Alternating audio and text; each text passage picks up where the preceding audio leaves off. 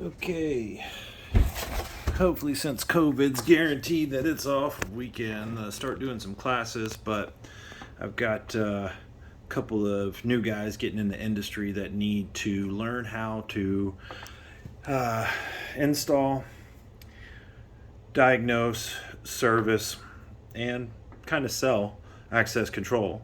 So, what perfect chance to set up a demo and let them break it and be able to test all the different capabilities of just a general access control panel. So, anybody in the industry, the first thing they're going to say is, well, why are you using this since it's no longer made and discontinued? And the answer is the school doesn't have sponsorship yet, so I got to use whatever I can. This was generously donated by my buddy John over at LNC Fence. So he let us have this. And I asked him, we were looking for a panel. He said he had some, and he was going to throw it in for us. So it's very kind of him. I think that's also a lesson right there, and just how this community can pull together if it's for the greater good, because the guys that I train is going to come work for you, the guys that you train are going to come work for me, and so on.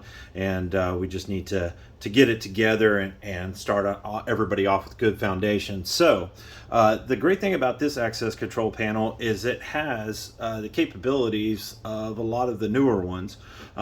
It does not have cell-based, although you could do that. It doesn't have it's not IP addressable right here, although you can do that with an external module, which I'm thinking about putting on here as well too.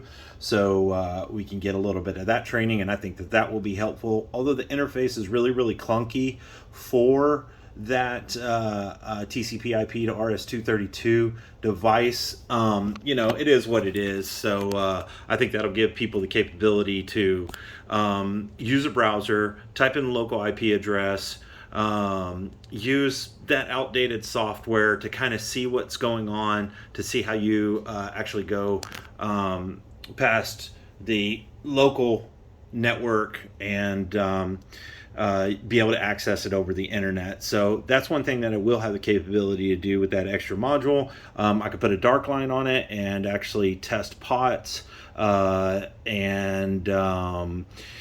bringing us to that.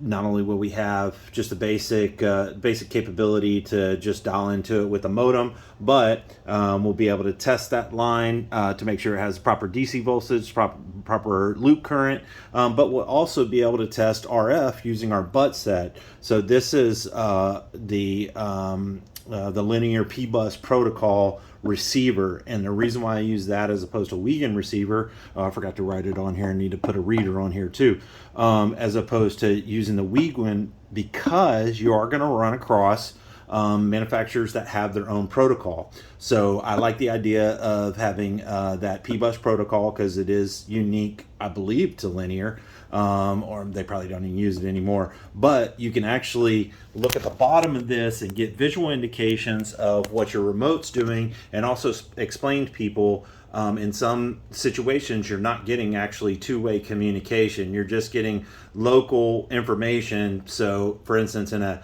access granted, if you're not sending information back to the reader, which most of the times don't, you're just actually turning on and off a light locally that says, okay, I see that tag, it's at the frequency I want it, it's the right protocol, we're good to go here. But it doesn't show that it's actually an authorized credential.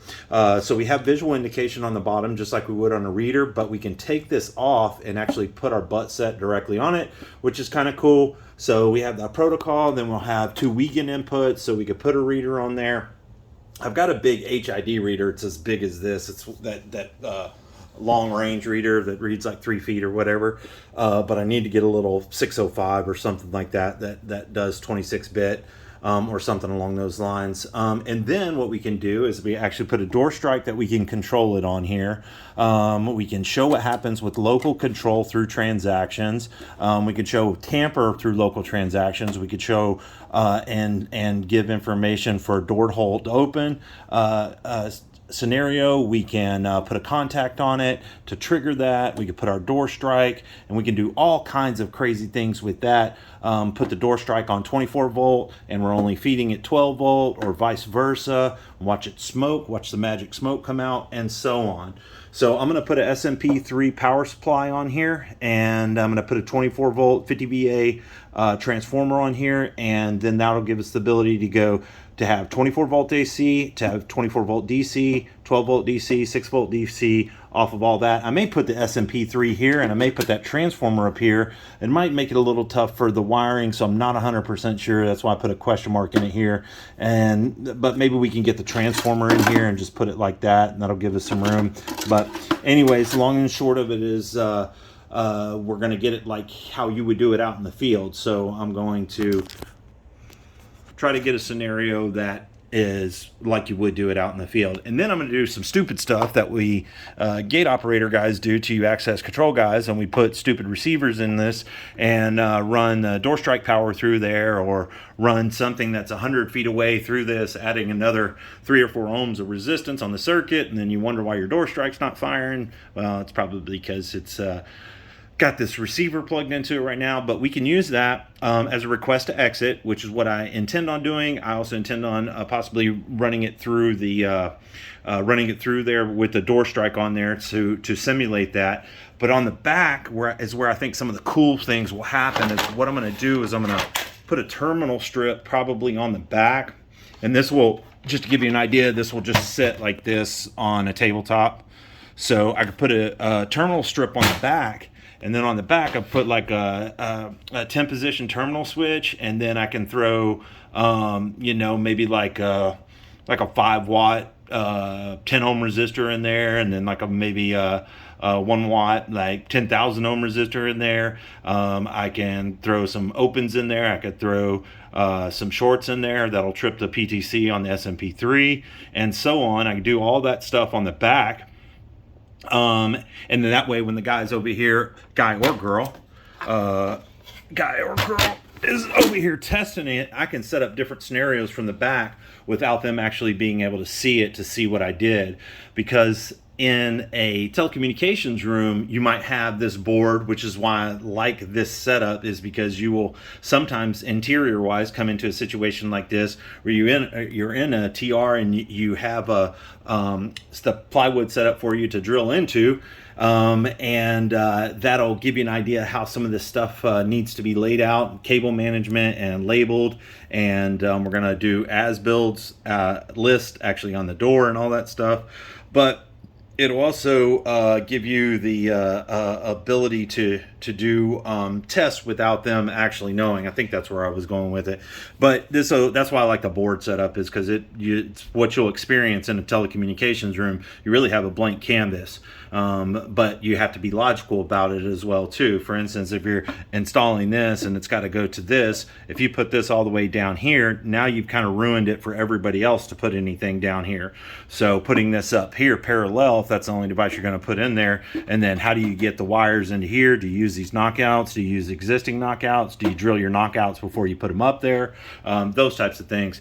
So it kind of gives a real world scenario. Obviously, if you're doing exterior install, leaving these wires exposed and stuff won't be a good idea. But I did also think about running the conduit and giving an example of that. But I really love to know what anybody thinks about this, and any opinion. I get it that we're using a discontinued access control panel, which I kind of like for the school because we're not showing any favoritism, but I also kind of like it as in, if a manufacturer wants to come in and start using their access control board, well, then it's time to buck up and help new guys learn this by giving us the newer technology.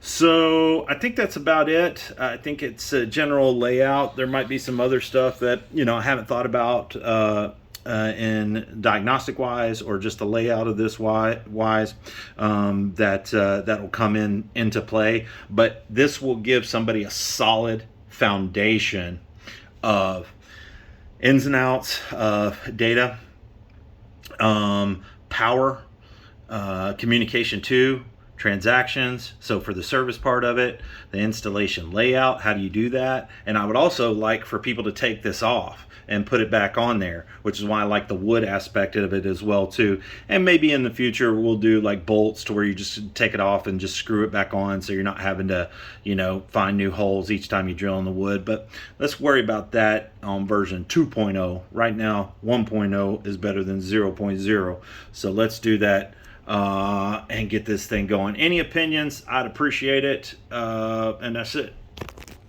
Now go sell some gates, because it's in Texas, boys.